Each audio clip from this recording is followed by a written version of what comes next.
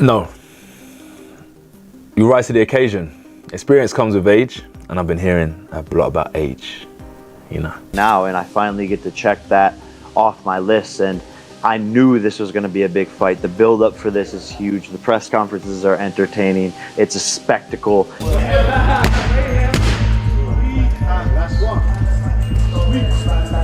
One with just 17 days left until the Anthony Joshua versus Jake Paul showdown. The tension now feels like a storm tightening its grip, and this is where the story gets even more intense. The tension keeps rising as both fighters push their limits with everything they have. But hold on, training is now at its peak, with Joshua sharpening his timing and footwork with precise discipline, while Jake drives himself through intense conditioning to keep up with the growing expectations. Every set at this stage, and the atmosphere around the fight grows heavier as second down continues, and you won't believe what's coming next. And I have nothing but love for him, but I'm going to knock him out respectfully, and you know, we can hug and kiss afterwards. Specifically kiss.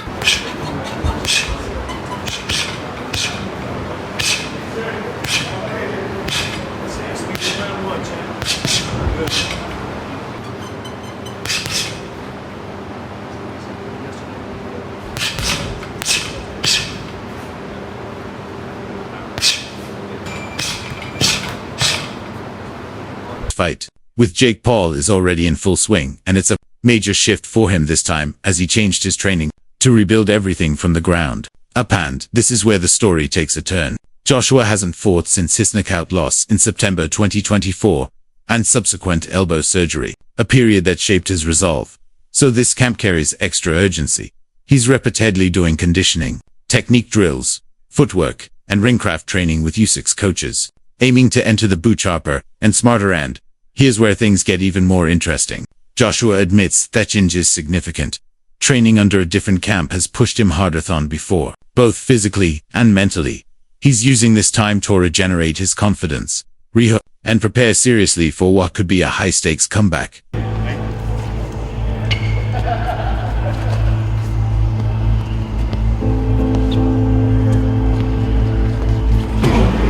Anthony Joshua begins his mornings with intense ice baths to strengthen his body and speed up recovery during camp, a routine that reveals just how committed he is. The freezing water helps reduce inflammation, keeps his muscles fresh, and boosts his mental resilience.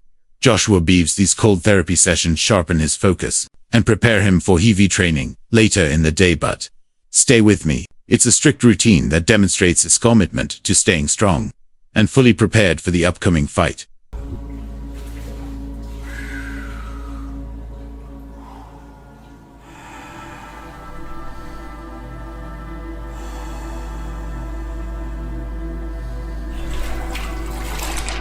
For Anthony, Joshua immerses himself in a training environment known for precision and constant refinement, surrounded by experienced coaches who build their methods around sharp technique and strategic awareness. He tackles each session with purpose, and this is where the story deepens. His drills focus on tightening his offensive bursts while building a defense that reacts without hesitation. Coaches monitor his rhythm, foot placement, and punch variation, pushing him to evolve beyond his previous habits. Observers watching from ringside how he responds to every correction with seriousness. Instead, after relying on natural strength, he works tonens his understanding of angles, distance, and counters. His movement becomes more deliberate as he shifts between defensive slips and sharp counter-punch combinations, and this refinement is elevating his entire game. The atmosphere within this camp pushes him to grow, not just physically, but sharpening his instincts for unpredictable moments that define heavyweight boxing. Simon, I think he's at that stage of his career where he's trying to rediscover a little bit of that confidence. He's gone to Alexander Usyk, where we're hearing reports he's out there training with Usyk and the team, trying to pick up something, trying to rediscover something. That's very strange, Paul, isn't it? It is, but it's not unheard of. I've heard of a lot of fighters doing that. You see fighters, obviously, it's the old Rocky movies years ago, but you see a fighter losing to someone, all of a sudden they go in the camp and they start training and do little bits together and become friends or whatever else. I think it'll do Joshua no harm travelling, but as you say, he's a little bit long in the tooth, and he's a bit on the back nine rather than the front nine, where that experience would really come into play. But I'm just looking at his record here. He obviously after the Usyk fight, he'd come back and he had 3 fights, and then the Ngannou demolition Well, job. yeah, Jermaine Franklin, he had Robert Helene, he had Otto Wally, and he smashed Ngannou, which everyone went hallelujah for, right? Yeah, but he's obviously not in like the BoxRec rankings to see where he is. But the Dubois fight is a fight where what you've just said then, Spencer, like match him right. I felt he was match right with Dubois. That's just my opinion. Just thought obviously I was wrong on that, and I was proved wrong. But I felt like Joshua would have and should have came through that, but he obviously didn't. So therefore, it's back to the drawing board. And where do you go from there? What do you do from there? Does he keep the same team around him? Does he go and find someone new and try and adapt and add to his repertoire already? And this move at Usyk, I don't know what it'll be, but if he's fighting before Christmas, then he needs to get in shape quick, because there's only 8 weeks to go, let's say. Well, my understanding, he's in camp, he's in shape, and just looking to get an out and get back to winning ways is my understanding. That's why they're talking about 8 rounders. Yeah. He wants to sort of go under the radar a little bit, and it's difficult for someone like Anthony Joshua because he's such Very a much so. commercial commodity. He's always been in shape all the time, hasn't he? Yeah. He always will be in shape. He's never, ever not been... But it's not about his dedicated. physical shape, is it? No one's ever questioned his physical state. Zach, when I was talking about Anthony Joshua, and I know that the president of his fan club is here in Spencer, well, I talked about the PTSD issue post various fights, whether it be the Alexander Usyk or the Daniel Dubois situation. But prior to Daniel Dubois, I always maintained that I felt that despite the performance against Jermaine Franklin, despite the performance against Robert Helenius, which had been blasted out by Deontay Wilder, Eddie Hearn approaches this matchup with a sense of gravity, knowing exactly how much rests on Joshua's performance. He acknowledges that the upcoming fight carries consequences far beyond bragging rights. For Joshua, the result could influence the direction of the latter half of his career, and this is a reality everyone must consider. Hearn does not hide the truth. Defeat in a fight like this would raise serious questions about whether it is worth continuing. Yet, despite the heavy implications, Hearn's confidence in Joshua remains firm. He believes that the work Joshua has invested in the past months has rebuilt his discipline and sharpened his focus. From conditioning to sparring routines, Joshua has treated every element of preparation as if a championship title were at stake, and that mindset could change everything. Hearn emphasizes that this mindset is what keeps him convinced Joshua will rise to the occasion. The sense of belief is strengthened by, from inside training, sessions describe a fighter performing with composure and renewed drive even with pressure surrounding him. Joshua continues to push forward, embracing the challenge rather than avoiding it. Then that you and AJ must retire if Jake Paul wins on December 19th. Stand by that? Yeah, I do. I mean, I suppose so. Shit, yeah. Look, I don't see a world where Jake Paul wins this fight. I know that boxing's boxing. I mean, what was it? Roy Jones came out this morning and said Jake Paul can win this fight. Eddie Atlas as well. Teddy Atlas. Mm-hmm. Okay. All right, now I'm a bit worried. I won't retire. AJ should retire if he loses. No. Sorry. No, I see AJ winning this fight with ease, comprehensively, destructively, violently, and I don't see a world where Jake Paul is competitive in the fight, let alone win the fight. But luckily, AJ's not preparing in a way that he just thinks it's a joke. He's preparing for Jake Paul like he's a world title contender. Yes, it's been a little bit of a shorter camp. Yes, we've got to make weight this time around, but it doesn't matter. We should just slide through this guy and bash him up and beat him up, and we should do it early doors. Just lastly, you said as well that you told Nikisa that he was weighing 290 when you were negotiating. What impact did that have? Did you feel like they would have gone even lower if they knew he was weighing 265? No, I mean, I don't think that when you're negotiating on a weight, there's not one promoter in the world that would tell the truth about what the weight of the fighter was, and Nikisa knows that anyway. So it wasn't like we were being clever, but they wanted him to come to 240. And it's just, don't forget, AJ's never made weight before. So all of a sudden, he's tried. He'd been in camp for 2 or 3 weeks, and he's probably sitting at 260, 265, and it's like you got to make 245. One reason Joshua's confidence remains high lies in the level of sparring partners he has welcomed into. Camp footage shows him trading punches with heavyweights who bring different strengths into the ring, and this variety gives his preparation real depth. Jared Anderson, known for his explosive power and relentless pace, forces Joshua to stay sharp defensively. Anderson tests a very reaction and punishes slow moves, demanding that Joshua stay low from the opening bell to the last second of each round. Frank Sanchez adds an entirely different challenge with his technical style. His ability to glide around the ring, slip punches, and maintain balance pushes Joshua to adapt against Sanchez. Joshua must think quickly, adjust his footwork, and approach exchanges more strategically. And this is where the story gets even more intriguing. These sparring sessions are not merely physical tests. They expose Joshua to that mimicked elite-level competition. Each fighter brings pressure that Jake Paul has never faced. The diversity in styles helps Josh wash up a complete approach, one built on timing, accuracy, and the ability to shift tactics instantly. Paul's being dwarfed by these way bigger heavyweights like Jared Anderson, Frank Sanchez, and Lawrence Okolie. Okolie is like 6'4.5", 6'5", and these guys are like 6'3", 6'4", probably. So now Jake Paul is the one that's smaller. So first of all, I will give credit to Jake Paul. Clearly, he's a person who is taking his career seriously. These are quality sparring. I mean, a real boxer, because people say he's not a real boxer, but a real boxer would be using the same guys in their sparring camp. In fact, I just told you Joshua used Lawrence Okolie. I don't know if he sparred with Anderson or Frank Sanchez, but these are all regular ranked heavyweights. So credit to Jake Paul for that. And I mean, he's going to need it. Joshua is a different breed to, like, you know, a Mike Perry when it comes to boxing. Different frame, different size. In case you didn't believe me, right?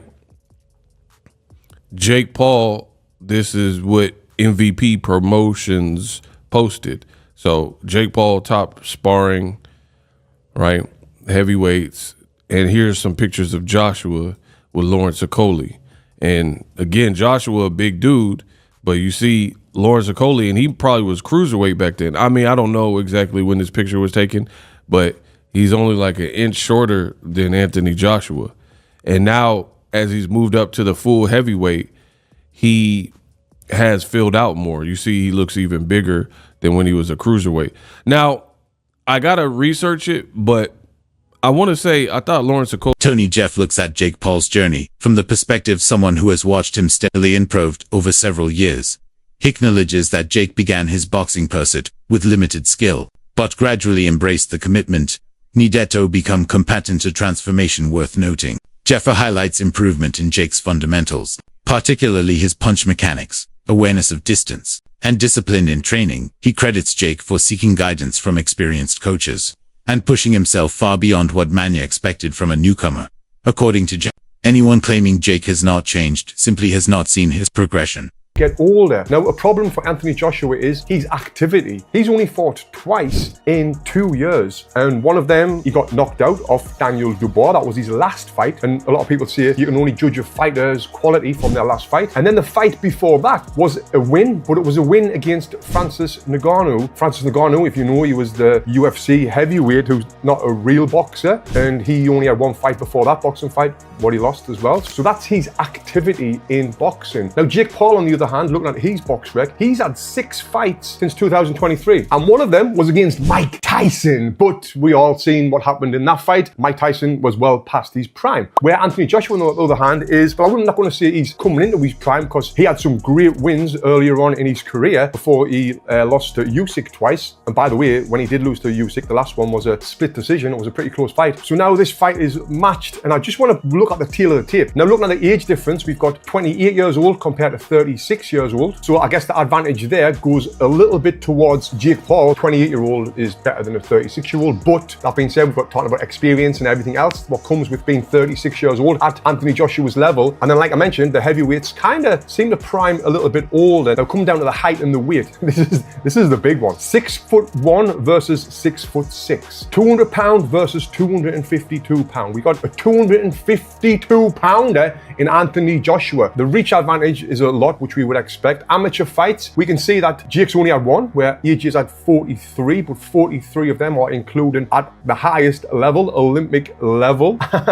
And yes, he won the Olympic bloody gold medal, if I don't need to remind you. Now, in the pro record, Jake Paul has had 13 fights, lost 1. AJ has had 28 fights, and he's lost 4 with 25 KOs. And the one person that Jake Paul lost to was Tommy Fury. Now, can we compare Tommy Fury with Anthony Joshua?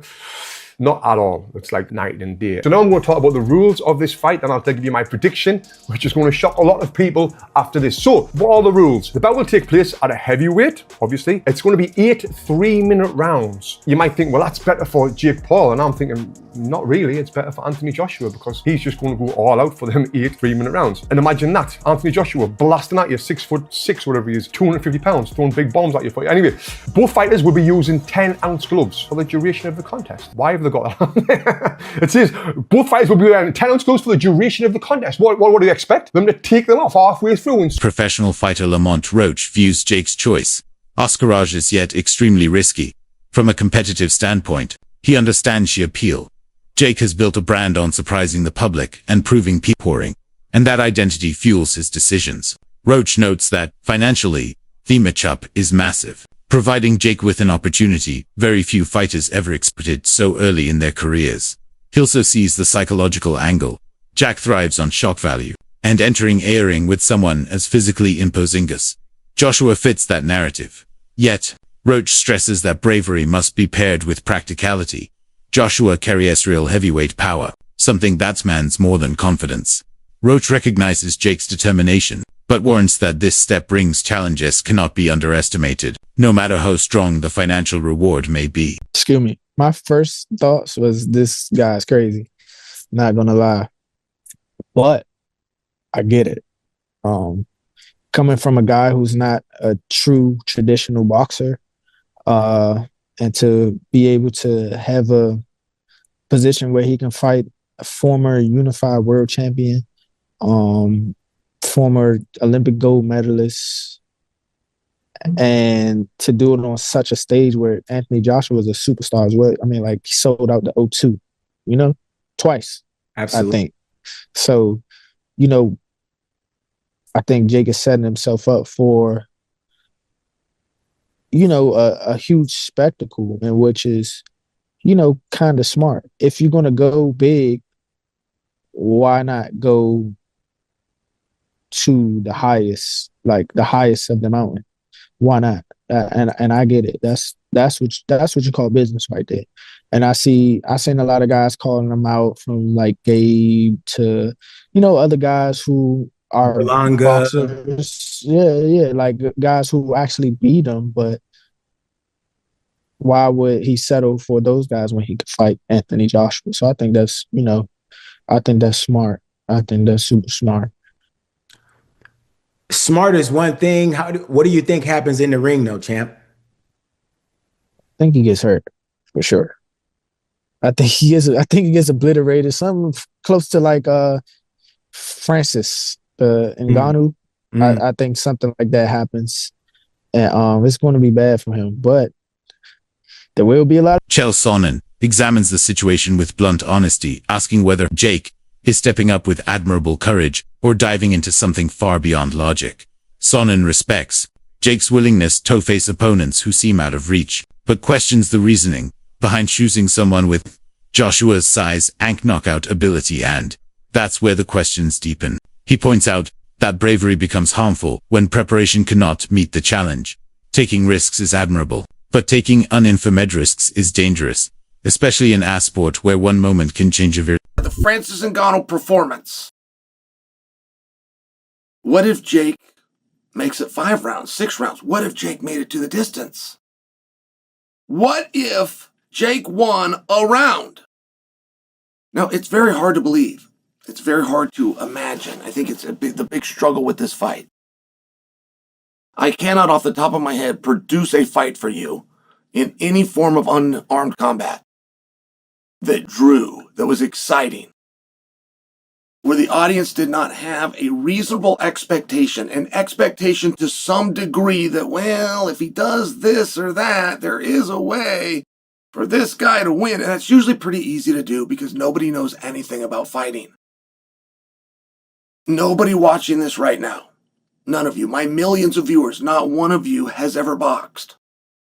Not one of you knows someone in the family. Well, my dad was a boxer. My uncle was a boxer. No, you don't. Not only are you not a boxer, you don't even know of a boxer. Now, I only share that because when I come out and say nobody knows what they're talking about when they're talking about boxing, like, it's not meant to be an insult. You don't know anything about boxing. It was never taught to you.